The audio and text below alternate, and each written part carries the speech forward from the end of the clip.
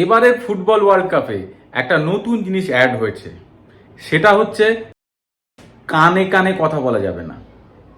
মানে নিজের দলের লোকেদের সাথে কানে কানে তুমি যত কিছু কথা বলো অসুবিধা নেই, কিন্তু অপোনেন্ট টিমের সাথে কানে কানে কথা বললেই রেফারি সোজা লাল কার্ড দেখিয়ে দেবে। কোনো হলুদ কার্ড টার্ড নেই, কোনো ওয়ার্নিং নেই, ডাইরেক্ট লাল কার্ড। অলরেডি এই ওয়ার্ল্ড কাপে বেশ কয়েকজন শুধু এই কানে কানে কথা বলার জন্য লাল কার্ড খেয়েও গিয়েছে। মানে কেউ হয়তো খেলার মধ্যে রেগে গিয়ে অপোনেন্ট প্লেয়ারকে বলছে,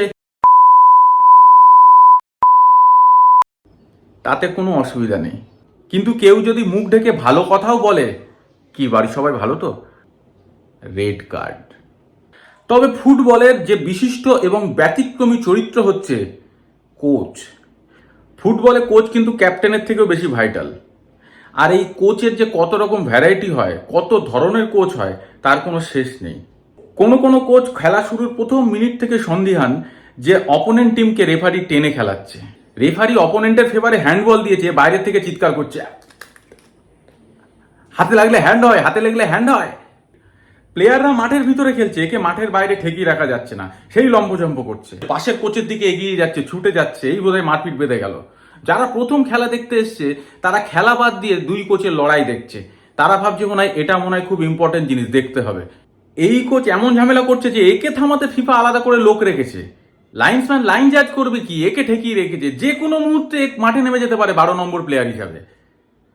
একদিকে এরকম প্রবল ঝামেলাবাজ উত্তেজক কোচ যেমন আছে, সেই রকম ঠিক উল্টো দিকে আছে একেবারে পুকুরের জলের মতো শান্ত কোচ। সে একদম চুপচাপ।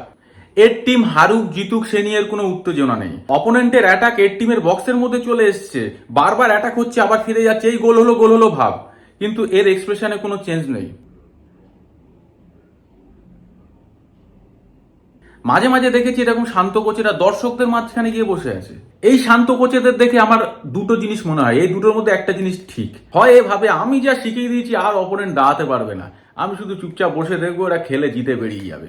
অথবা এভাবে আমি যা শিখিয়েছি এই বোকা একটাও অ্যাপ্লাই করতে পারবে না, সুতরাং বেশি টেনশন নিয়ে লাভ নেই, চুপচাপ বসে থাকি।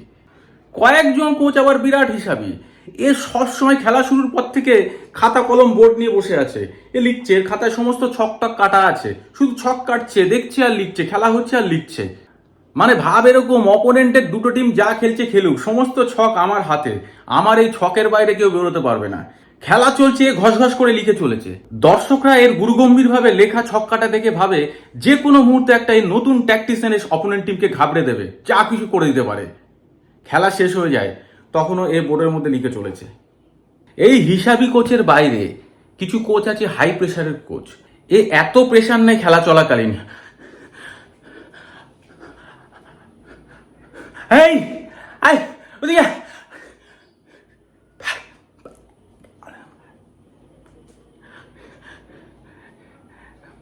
দম ফেলতে পারছে না, লাল হয়ে গিয়েছে, যে কোনো মুহূর্তে হার্ট অ্যাটাক আসবে। এর টিম খেলছে, মাঠের বাইরে হাঁপাচ্ছে। এর টিমের প্লেয়াররা দেশের জন্য খেলছে না, এরা মনে প্রাণে লড়াই করে যাচ্ছে শুধুমাত্র এই কারণে, যদি কোনো কারণে আজকে হেরে যায় কোচ আর বাঁচবে না, আজকেই হার্ট অ্যাটাক করে মারা যাবে।